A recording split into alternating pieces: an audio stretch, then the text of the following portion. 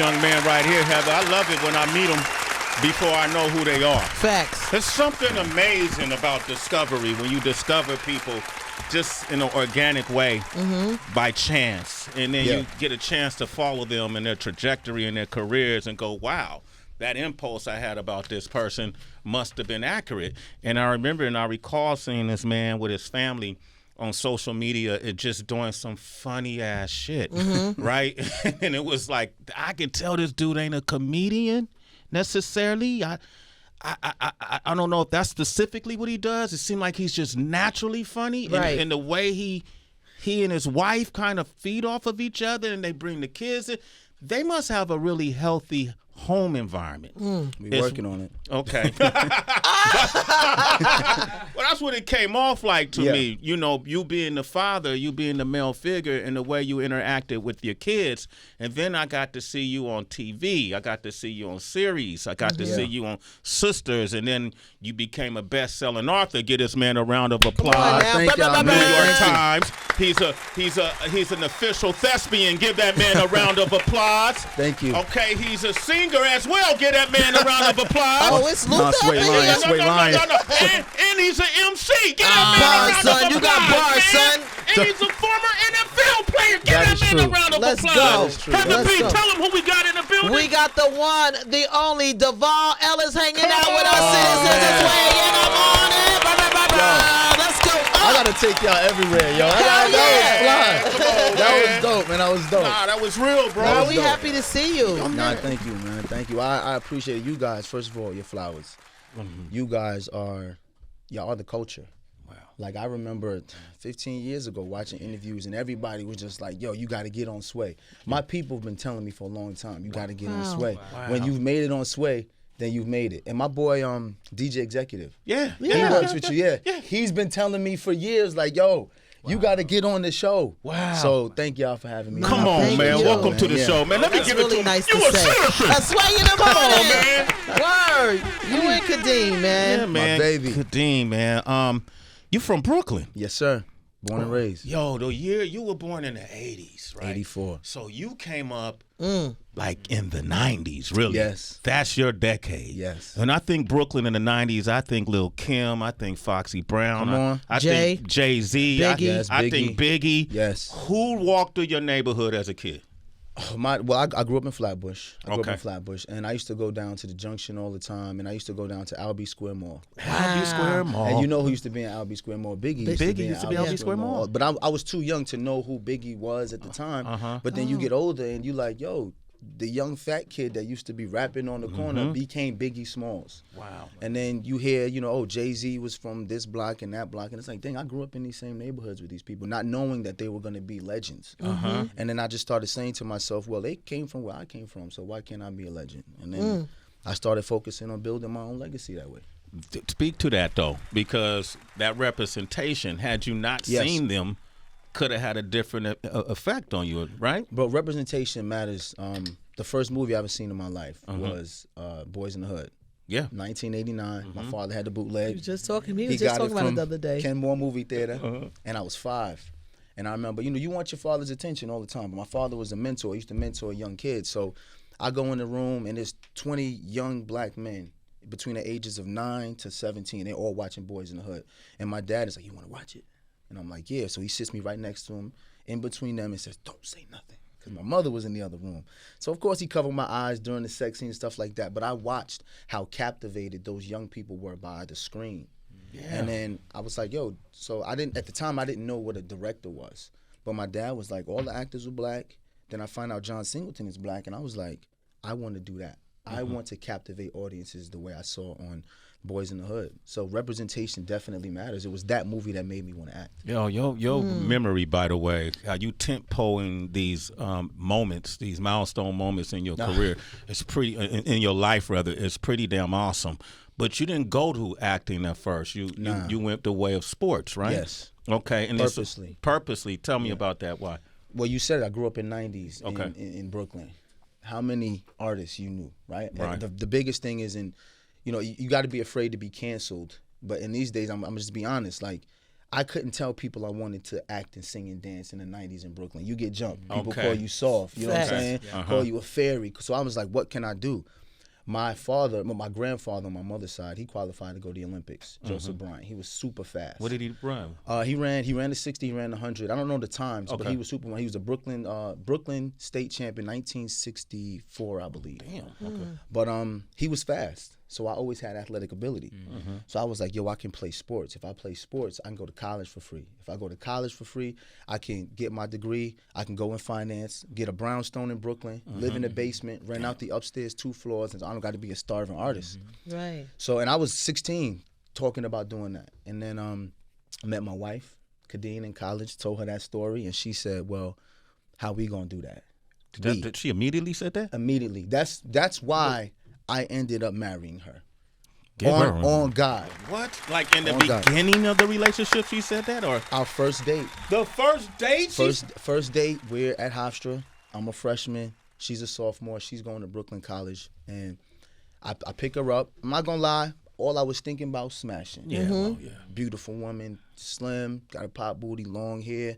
I'm 18. I take her to the calf. All my boys are just like, giving me the look like, yeah, that's the one, right? So we go to the calf. I said, get whatever you want, baby. I got my meal card. I'm a D1 athlete. I'm flossing on it. You know what I'm saying? She walks in there. She said, I'll take a honey turkey, lettuce, tomatoes, onions, pimples, garlic. I'm like, dang, you gonna get all that? Like, I thought she was gonna get a salad. Like, she was a beauty queen. You know what? So she ordered all of that, got herself a Sprite, sat down on my bed, and we was talking. And the whole time I'm like, as soon as she get done with this sandwich, I'm about to, put my Mac on. You know what I'm saying? About to have the dessert, So she get done with the sandwich. She got lettuce and mayonnaise on her mouth. So I'm laughing because I'm like, she really don't care how she looks right now. But that turned me on, that she was comfortable. So she was like, yo, so what you want to do with your life? So Martin was on TV. Right. And I was like, that?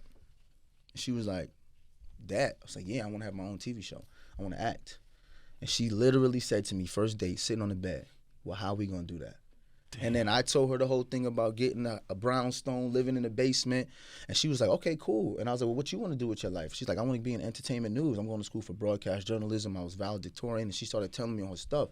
And I was like, yo, she's super competitive. She won a pageant. She knows how to see things through completion. I was like, let's see if this works. And 22 years later, we got 4 kids. We built an empire. But that's how it started. Beautiful. Fucking an amazing story. That's my baby, man. Shit, damn it, give me some tissue, man. I'm about to damn near tear Go to up. school, Sway, and find somebody and buy a Like sandwich. that for me, Heather. You out here doing the wrong thing. Buy a sandwich. Buy a sandwich, Sway. Nobody ever asked me how we gonna do You that. taking all these chicks to these higher restaurants. Buy that chick a sandwich and She find actually out where has a her heart at. Damn. She has a Okay, point. sorry, I'm blacked out. I'm like a motherfucker. What just happened right there? No, She this actually coming for you. Yo, Deval, like, yo, okay, we work every together. day, This is bro. 30 years of family and Understandable. friendship. Nah, So definitely it's understandable. I turn into system mode real quick with him. Understandable. Yeah. Nah, understandable. I get it. And to be honest, man, when people ask me for advice, I don't even know what to say because that's such an anomaly. Yeah. Like that was God. Like I can't sit Amen. here and say I got the answers and I knew what to look for and I didn't know. I was trying to smash. Yeah, that's it. You that's was just all on I- your straight Neanderthal. 18 years old, Division I athlete. Yeah. I'm playing as a freshman at Hofstra. We nationally ranked. I am not thinking about marriage. Nah. I'm trying to count them out. How many can I get? You know what I'm saying? Because that's what they tell you. Yeah. That's what and they tell you that's going to make you feel complete as a man. Yeah. How many you get, and then you meet the one that completely changes your perspective on what you're thinking, and then you find yourself saying, "I think I might do this relationship thing." Wow, man, I love this story, Yeah, Deval. man, Man, give this man a round of applause. Nah, thank you. Football. Yes. You was a Division I athlete. Yes. What happened? Well, like I said, I never really wanted to play sports. I always wanted to do TV. Okay. So my plan in college was, if I make a practice squad, I get $100,000 in 4 months. I can use that $100,000 as a down payment on a brownstone. But then I ended up becoming an All-American. I was MVP of my team twice. I played with Marcus Colston, Willie Cologne, Stephen Colston. Bolden. Wow. Really? Yeah, yes. No, seriously. They made me who I am because their standard of excellence. Marcus was so good that a sophomore in college, he already got the NFL shield tattooed on his arm because he knew he was going. So when you're around all of these guys who have that type of mentality, you have to raise your level of play. And I was able to, and I was able to succeed. And then Marcus got drafted, Willie got drafted. I was a free agent tryout. After my rookie year, making the team, you know, I played with Calvin Johnson, Roy Williams, Mike Williams, Charles Rogers, God rest the dead. But I made the team, and I ended up making $250,000 my rookie year. And to be honest, quite frank, like I wasn't there for the love of the sport. Yeah. So after making the money and then investing in some things and some projects, it was like, okay, what's next? So then I got cut, and I was like, time to move on. You got yourself cut.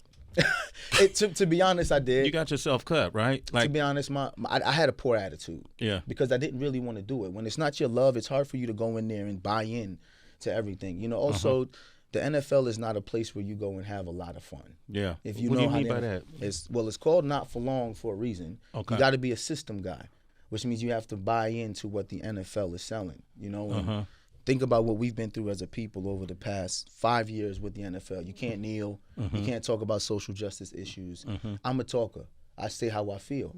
So being in the NFL, I wouldn't have been able to be the best version of myself because I can't be myself. I'm in the NFL. Yeah. So after being there for 2 years and, you know, having to say things a certain way and can't do this and can't do that, I was like, nah. That wasn't for you? This ain't for me. Were you nervous, though? You know, or were you already stable enough where you figured, well, I ain't going to have financial woes? But you're switching, you know, you're switching careers. You don't have that constant check. To be honest, I feel like I live in abundance because God provides for me, because he knows I'm going to provide for other people. If you follow my journey, man, I've always had a mentorship program because I watched my father. Like, I'm not an anomaly. Yeah. I am just my dad, but picked up the cell phone and showed people. So because I've always taken care of so many other people, God finds a way to provide. So I don't get nervous or stressed. It's just like, whatever vision he's telling me, let me go 1,000% into that, because he's going to find a way to provide, and it's always been that way. Devale Ellis, man, I knew I felt something. Heather, and Heather told me when y'all was acting, she had to carry you in a few scenes. Oh my gosh, bro! You was telling me that. I work with an op, D. I'm telling you. Every scene you did, who'd you do it with? Heather's a thespian. There was a couple times I didn't know my lines, and I looked over, and Heather was mouthing the lines to me in the middle of the scene. I didn't know if because they cut it, they didn't show that part. Okay, they didn't show that. So Heather helped me out. Along with you. See, that's a good dude right what there. I wanted to do, man. Since you here. I thought maybe y'all could improv a scene real quick with Heather and just kind of relive it. Because he's in a better place. Go ahead, you start it off. She'll feed off you. So what we gonna improv? What am I doing? Who am I right now? So here, as a thespian, you should pick it up. You ready? Tapped in. Heather, I gotta tell you something, man. What do you want to tell me? I know you're pregnant, but I don't think the baby's yours. Why do you think that? Because you pregnant, but you're not showing, and you about 15 months pregnant, like Karen is on the show. So what? Is it your baby, Heather? Of course it's my baby. You asking me really, is it your baby? No, I know it's my baby, but you've been pregnant for 15 months and you're not showing. How do we know it's your baby? You really want to do this right now? I'm sorry. Insane. All right, man. Okay. They nailed that. Let me say this, and I said this with Crystal and your friends and family, because they're not just friends; they are family there. And you all treated me so nice. You all treated me so nice. I know you probably like, well, that's what we're supposed to do. We've been in this business for a long time. Yeah. We know how things could be, right? Yeah. We know. It wasn't like that there. They welcomed me in. They supported each other. Yeah. They hugged on each other. They loved on each other. Yeah. And they made me feel safe. And that's not everywhere. You know that, and I know that. I do. I'm glad you felt that way. And I felt it immediately. I was rattled. I was nervous. I got there thinking. You were? Absolutely. We couldn't tell. I couldn't tell at all. Well, here's what happened, and I don't know if you know this. When I got there just to shoot the 7 episodes for the season. For Sisters. When I landed, Elon Sway's friend, Elon Johnson, came to me and said, yeah, of course, Mr. Perry would like you to host the 100th episode. I said, what are you talking about? Oh, so you had no clue. No clue. No well, clue. Okay. You know what I mean? Yeah, I get it. So I was like, I don't have any clothes. I got on sweats, a hoodie. They gonna find something. That's exactly. She's like, do you know where you are? Welcome to Tyler Perry Studios. Welcome to Tyler Perry Studios. People really don't give Tyler enough credit for what he's created. Man. What I say, Sway? Come on, D. This is a safe space. Yeah. Right. Tyler is so much more than just a director, producer. I've sat down with Tyler and he's given me game on how to, all these things that you said, he's New York Times bestselling, all these. Tyler has walked me through how to do that. He's never asked me for a dime. And the only thing he's said to me is, you have to promise me that you'll pay it forward, which was crazy to me because that's what I tell the kids I mentor. Wow. And people, they don't tell those stories about Tyler. The internet is so salacious that it's easier to get clickbait by providing something provocative or bad that people can debate over. But if you say something good about somebody, like, oh, well, he's supposed to. You're not supposed to do anything. That man is a billionaire. Do you know we're the first production to go back after quarantine? And the reason why we went back is not because Tyler wanted to make money, but he knew that over 300 staff members on that campus needed to make money. He knew that the actors needed to make money. So he left his home in Wyoming, got a big-ass house in Wyoming, came back, wrote all these projects in 2020 so that we all can go back to work.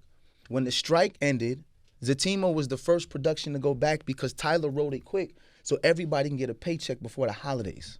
Like, these are things people don't ever talk about. He does not have to do. And the crazy thing is, some of the people that he's helping pay the same people that talk about him. Yeah. You know what I'm saying? Yo. And you know what he do? He let it roll off his back. And sometimes I'll be like, yo, T, man, like, how do you do that? You don't get tired of N-words? Like, that's me. I'm like, you don't get... He's just like, nah, I have a responsibility. And my responsibility has nothing to do with the people who don't accept it. It has to do with uplifting my people. And I'm like, Tyler, you talk like somebody who lived a different type of life. He said, I have lived a different type of life. People don't know what I've been through. And then when his documentary came out, did y'all watch Max? Absolutely. Yeah, Absolutely. I understood at that point. I said, wow, this man has been through a ton of trauma. And he's just telling his story the best way he knows how, while uplifting his people and giving people opportunities. Like, I'm able to produce and executive produce different things only because Tyler's told me what to do. Those different things are Othello, Broadway's Othello, starring Denzel Washington and Jake Gyllenhaal. Right. Yes. I'm actually co-producing with Brian Moreland. He's the head producer. But that's incredible, bro. Yes. Oh, thank you. I appreciate that. Yeah. But that was also Tyler saying that you have to own something. You have to get in different parts of art. See, people think Tyler don't care about art, which is not true. He just knows how to get in places where he can make the art be elevated. And I remember, like, well, he produced Precious, which won an Oscar.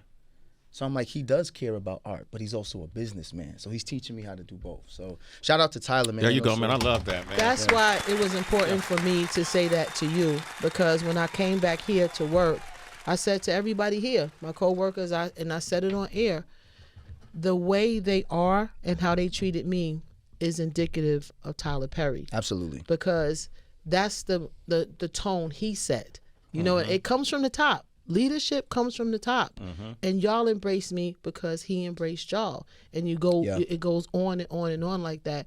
It was one of the most incredible times I've ever had in my life, and I always speak on that. And so I'm glad you had that experience. I have fun. I'm so glad you had that experience. I can't wait for mine, man. You trying to get on the show? Let me see if I can get you on the team, man. I'm just saying, man. I got you. I got thank you. you, brother. What man. you gonna play, Sway? What you mean what I'm gonna play, Heather? Whatever Tyler writes. So he could play my big brother. Sway can help me out with some stuff. I got you. Let me speak What's to Tyler. your name gonna be, Sway? Whatever D wants my name to be. Can it be Nah, Sway, see, though? no, because if I'm Zach, you can be Jack. Whack. Jack. I'm Jack. Whack. Zach and Jack. Zach and Jack in the morning. You know what I'm saying? Just to be that cool big brother. Give It'll you be advice. good. That'll be Exactly. Not too, y'all right. Y'all have a lot of dialogue. Tell Tyler right Yo, my part a little. bruh, I don't know how I don't know how you guys do it. It's wild. a lot. It's a lot. wild. 22 episodes in 10 days. So that's about 125 pages a day. You got to remember. Damn. Yeah, that's part of the gift. Is this just one take and that's it? That's the rumor. Typically, yeah. I mean, you've been there. The thing is, if you need another take, you can ask for one. But if time doesn't permit, you're not going to get another take. And the truth is, you have to be prepared. Right. Tyler runs it just like he runs a play. You don't get a chance to go out there and do live plays and say, wait, stop, I need to do that again. Yeah, that's true. So you can't come into TV at TPS and think you're going to have that opportunity. Other places maybe, but not TPS. That whole messaging is transferable to any, that's a metaphor for life, isn't Absolutely. it? Right? Absolutely. You got to come prepared no matter what the situation is. Be ready. Deval, do you know Mike Muse? This guy's amazing right here. Look at how he pressed the whole nine. This is Mike Muse. Mike, jump in this, man. He just came from Good Morning America, GMA 3. Okay, Mike. He's silly. It's good to meet you, sir. No, it's my pleasure. I've enjoyed your journey and watching your trajectory. You. I'm curious about, though, you've been leaning a lot into art, right? And that's Big Credit Constitution. But how did you make that pivot to say, once you left football, I want to go back to doing exactly what I've always wanted to do, which was art? What was that moment when you said, enough of playing, metaphorically playing, let me getting to what I'm meant to be doing? So there were so many messages in my life, even about playing football. Not having a voice, right, or not being able to say exactly how I feel and being reprimanded for saying how I felt, even while playing football, let me realize that I can't do this for the rest of my life. So actually, I didn't go right into TV film. I actually went into broadcasting. I was a broadcast journalism major when I was at Hofstra. So I worked at MSG and MSG Varsity as a color commentator and in-studio analyst. But even then, there were things I wanted to say, and they'd be like, Deval, you can't say that. And I'm like, yo, I can't even give my opinion on the game. Didn't want to do that no more. So I said, this is the value of art, right? There's a saying that says, until the lion learns to write, the hunter will always be the hero. And think about that for us as black people, right? We have literally been hunted as cattle since our inception in this land in 1619. And all the stories we hear are never told from our perspective. So how can we change the minds of the future leaders if they're only hearing other people's perspective of who we are, right? I did a bunch of co-star work, right? Blacklist, Blue Bloods, Mysteries of Laura. I always had on. I was always in a lineup. I was an ex-con, a drug dealer.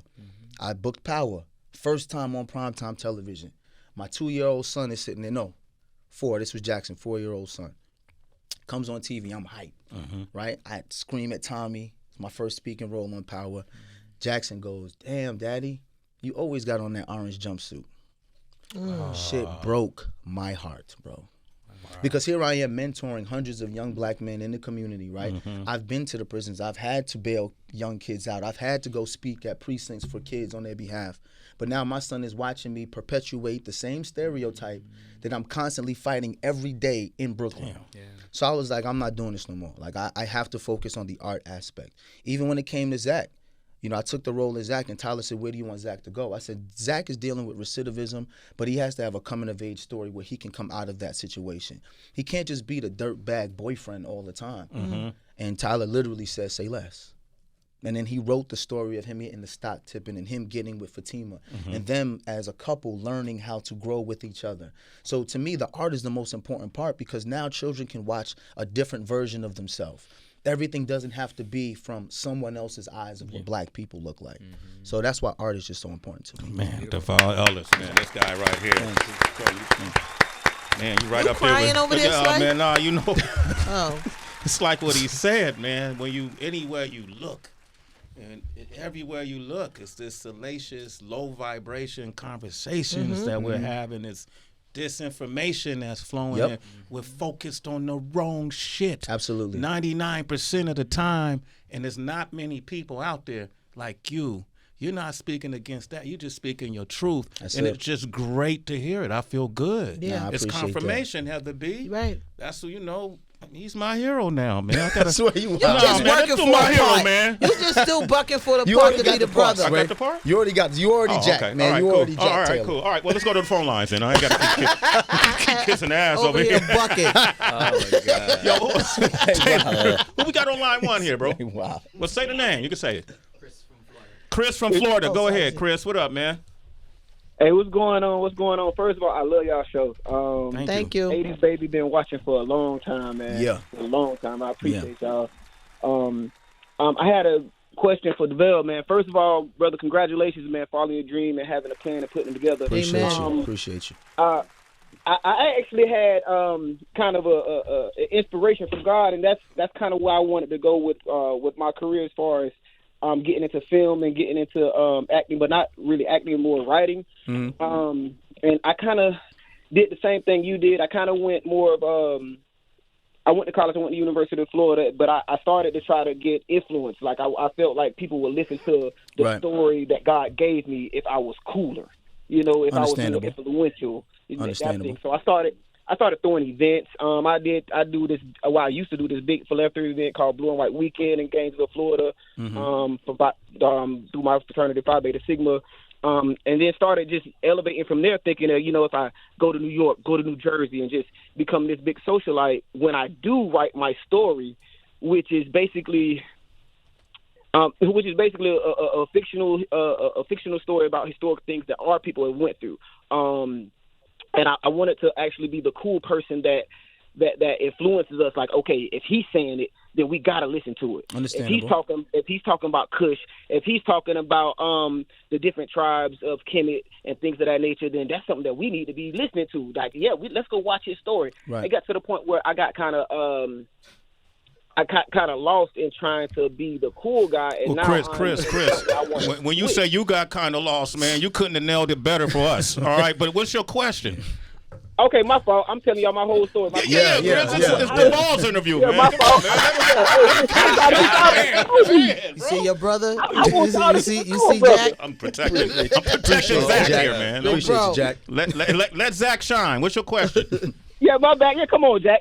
So the question is, how does someone who actually went a different route to get influence and things of that nature, because I know you went sports route, like what was the transition? How did you transition from just doing sports into like, let me go full time into what I really want to do? Because that's where I'm at right now. Like I'm kind of well known in the entertainment world as far as throwing parties and promoter. But now that I'm cool, like now how do I transition that? How do I use that? I don't have any connections. Like how do I? Well, this is the biggest thing you got to understand is, and it's unfair to you, but this is how the world works, right? How people get introduced to you is oftentimes where they want to keep you. So if you're known as the promoter, the cool guy, they're going to put you in that promoter cool guy box, right? Think about Kanye, right? He was the producer. Then he wanted to rap. And there's a Kanye, you can't rap, you're just a producer. And then he started rapping and said, oh, maybe you can. Then he wanted to do fashion. And then he was like, oh, you can't do fashion. You have to not listen to when people tell you that you can't do something and focus on how you're going to do it and change that narrative. The biggest thing is, though, you got to understand the business. You can't just write a story and think people are going to follow your story because you're popular, right? Your story has to be good for business. And that's the biggest thing people don't understand. There's certain ways you have to pitch. You have to create a pitch deck. You have to do things with a certain standard so people know that you're serious. So if you're really serious about being a writer, now that you have some influences on money, go back to school and take some classes. Learn how to present it properly to the right people. This way, all of your words aren't lost on the wrong audience. Hey, Chris, man, that's some great advice. You're a citizen, Chris. Thank you, brother. That's 2 in the morning. Okay, so he was saying he appreciated it. So that's your brother. That's your brother, though. You gotta ride with him. Jack, I appreciate it. I got you, man. You only got so much time left. I gotta protect my brother right here. Chris would have had us till tomorrow. Two things I want to do. I want to talk about the Netflix film Meet Me Next Christmas. Yes. That Deval is starring in. Is coming out November the 6th, and I have special guest listeners. Greg and his lovely wife here. Say it. Kenya.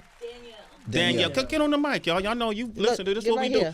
They just called us last week and said we're coming to New York. I frivolously said, just come by the show. And so here that's they what's are. dope about the show, though. It's like it is a live, like, variety show. Just pull up, let's talk. I like that. That's when you listen to it, you never know who's gonna stop by. That's the best part. Well, I thought I'd give them an opportunity to ask you about the new movie, the new film, Meet Me Next Christmas. What's up, Danielle? I was going to ask a general acting question. Should it be? Okay, go ahead. Type that in. I wanted to ask what separates you from other actors? Okay. Oh, what separates me? What do you feel like personally that separates you from other actors? Well, the biggest thing is understanding that this instrument is only created by God. There can only be one Deval. So I can't try to be Denzel or Will or Lawrence Fishburne or Wesley. I have to be the best version of Deval. So all I have to continuously do is work on being the best version of me, and I will separate myself that way. The minute I try to create my career through someone else's tailor-made idea, then I failed. So I don't even focus on I just focus on me. Awesome. Greg, you got one for him, man? Yeah, I was just gonna say, what skills like that don't directly have to do with acting have you like had to work on that like actually helps you like when you are acting? Voice and diction and movement. Yeah. Understanding where you are on camera, understanding lighting, right? Like the first thing I do when I get on set is I touch everything that's in the room. And the reason why I do that is because if I was supposed to be in this room before, I have to know where everything is, right? There's small things, right? I've never been in this chair. If you watch me on TV and I have to look back for the chair before I sit down, but this is supposed to be the chair I sit in every single day, it doesn't come off genuine, right? So it's certain things you learn about with movement that helps you as an actor, right? Your voice, your inflection, making sure that you speak deeply when you want something. You know what I'm saying? There's so many different techniques. Breathing. Like I even learned that with rapping. Man, I sat there with Jada. I wrote this whole thing. I listened to the beat. I did it. I did it. Jada Kiss. And Jada Kiss, after like the first time I went through, I da-da-da-da-da-da-da. And then he was just like, oh, damn, y'all gonna get me on this? Let me see if I can hit something for y'all real quick.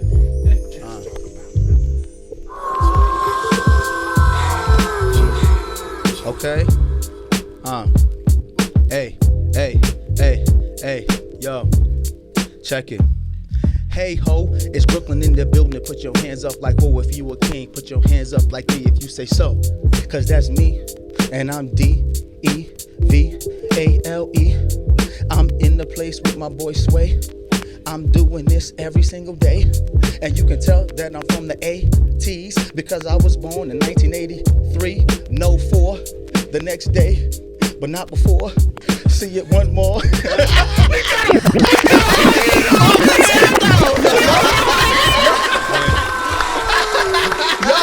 I can't believe y'all did that to me, bro. Absolutely. I can't believe y'all did that to me, man. I wasn't going to deny it because I knew y'all was going to try to get me one time. Yeah, I gotta say that. Throw you in there, man. You was that ready. was good. People need to know how hard rapping is, though. Like we talk about like rapping as if anybody can get up and just rap. Bro. Yeah, it's hard. Shout out to all the MCs. There you go. Yo, So like- when you see somebody who's as dynamic as a Kendrick or Eminem or a J. Cole or Bro, Drake, you know, all of these guys, right? I'll tell you another thing too. You know how they get on people about, oh, he had a ghostwriter? Let somebody ghostwrite your stuff and you still try to get on the beat and ride the beat. Like, that's not easy. It's not easy, bro. People need to, and here's the thing. I want to play LL Cool J in his biopic. Oh. That's my Does my L know? goal. No, I don't think he knows. He knows now. Well- you know, he's Rock the Bells is a channel here at Sirius XM. Oh, yeah, I do know. I'm the biggest LL Cool J fan, Not bro. more than your brother here. Not. Are you serious, Bro, Ray? come on. I was there, dog. I can't hear you. Probably. Yeah. I'm not even going to do that. Come on, man. But I'll tell you a funny story. Though. Okay. My pops almost got into a fight with LL Cool J. Damn. My father was a bouncer. He was a bouncer in the 80s and the 90s, and that's how he helped our parents make extra money, right? So he was bouncing in the club. I think it might have been the Tunnel at the time. He was working behind the bar, and L was just coming up. And he had reached behind the bar to get a pen. He was talking to a young lady, and my pops was like, yo, don't reach behind the bar. And L was just like, yo, you know who I am, yo? And my pops, being who he is, was like, I don't care who you are, you can't reach behind the bar. And L ain't no punk. No. You know what I'm saying? He's Not at all. He's Yeah. from Queens, you know what I'm saying? But my pops from Brooklyn, he ain't no punk neither. And then my pops said they came and was like, yo, that's L. Like, he's the biggest rapper and something like that. My father was like, I get it, but I have a job to do.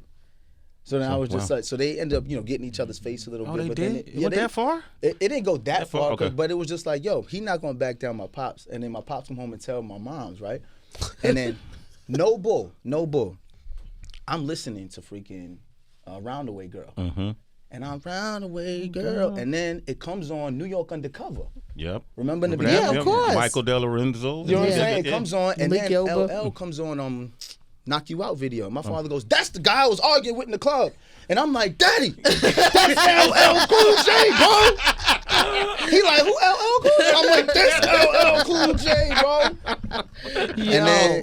And ever since then, my father became like the biggest fan. Like we listen to everything, and my father was a ladies' man too. He's Chili T, so he was like, "Nah, I like his swag, his stag, his swag." I was like, "Yeah, I like this guy, LL." So I honestly feel like I can win an Oscar playing LL. I can see that. Man, I'm gonna send him a message, bro. Absolutely, you should. I promise I will. I'm gonna DM him and tell him, bro. I believe you. I believe you, man. I'm Yeah, gonna he's do it. bartering anyway. So man. And his story is so incredible. like we It's talk about crazy. one of the greatest influences of hip hop Ever. ever. First on Ever. so many levels, bro. Yeah. And just put out an album that went #1 on the chart, top charting album And I don't know how old, at 55, 56 years of age, and he's putting out top charting music, bro. First pop star to come out of hip hop. But do you know why? Why is that? Because L understands the business and he understands people. I've met LL a couple of times, and both times I didn't want to run up on him and be like, I want to do this. So I just, introduced myself. Nicest person, bro. Yeah. And then when I ask him a question, he don't ever just brush me off. He'll give me some insight. 50 Cent the same way too. 50 Cent the same way. Oh, Got 100%. a lot of wisdom, and they hand it out to you. 100%. They don't hold it. The power. I ran up on 50. Now I did run up on 50. I told this story before. I ran up on 50. He was in the elevator. I was Omari Hardwick's stunt double, and I took that job just so I could learn how the business was going. Wait, hold up, y'all. Did y'all hear this? Yeah. He was Ghost stunt double for 3 years. After I did that role in 2016, they brought me back.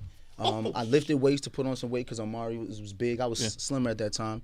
So I was his stunt double. I learned a lot from Omari, another guy who gave me a beautiful whole bunch spirit. That's my brother beautiful right spirit. there. Yes. And then, Omari, so shout out, big bro. 100%. But 50 was coming down the hallway. He had a PA with him. And he had recognized me because I did his video, a funeral video. I played Remo. And he was like, yo, you look familiar. So I go to get on the elevator, and the PA puts his hand in my chest. And I was like, nah, that's not happening. I walked right on the elevator with 50, bro. Yeah. So he started laughing, and I was like, yo, Fifth, man, I fuck with you, man, because you a bully like me.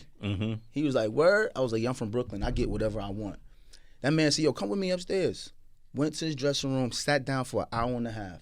Looked through my Instagram. I had 3,000 followers at the time. But he said, yo, these videos is funny, my G. You got to keep posting them. And I was like, what you mean? He said, look, you have a catalog of funny videos. Once one of these pop, people will go back and your catalog will blow up. He said the problem with people, even with music, one-hit wonders have one song and no catalog. So you have a song that goes crazy. People go look to see what else you've done and you have nothing. He said all of this work that you've done for these years, when you have something that pops, now they'll come back like clockwork, bro. In September, my wife had my second son, Cairo. I did a video in the hospital, and it popped. All them videos that was getting 250, 150 views, I went back 30,000, 40,000. Wow. I'm watching my Instagram grow, my Facebook grow. And all I could think about was, damn, 50 was right. He said that, right? 50 was right. So he's another brother, man. Like, just, and not for nothing, them Queens dudes, man, they share. Yeah. They share information because LL was cool with sharing information, so was 50. So I can't sit up here and act like I figured it out myself. Right. I was just smart enough to sit in the room and listen when they spoke. And kind enough and humble enough to give them their flowers as well. Definitely. Which is a testament to who you are, your character. It's beautiful. I appreciate that. And to receive with the information that they gave you. A lot of times people ask you for advice or direction. You tell them and they don't want to hear. Yeah. Brush it off. Because I wasn't even asking for advice. I told him I wanted to be on BMF. I went in the elevator. I said, I know y'all got that project coming out, BMF. I want to get on it. He did the 50 thing. He said, yeah, we're going to work together. Never seen 50 after that. But that's not the point. He gave me the recipe to build my social media to get to a place where now I can stand on my own. Yeah. So I don't have to ask people for roles anymore. You know, the roles are coming in. People are offering me things. I'm sitting in a spot now where I can also executive produce.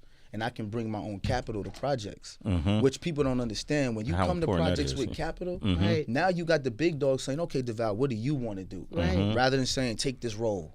You know, but I learned that from 50. So he did me way more by teaching me game than giving me a role. So, Deval, this is an absolute pleasure to have you here today, brother. It was my pleasure. Man, man. Thank you. Appreciate you, brother. I was right about you, man. What you said? He's going to be a star. Thanks, man. Get out. Thanks, Jack. I appreciate you, Jack, man. We go to film on Monday. Okay, you know shit, okay. I ain't coming to work then if he out. I'm going to be a hater. Well, I'm going to need somebody to carry my wardrobe and stuff. Come on, you got. I know you got me. Y'all too funny. He got me fucked Y'all can up tell though, y'all right here brother at and work. sister. Yo, man.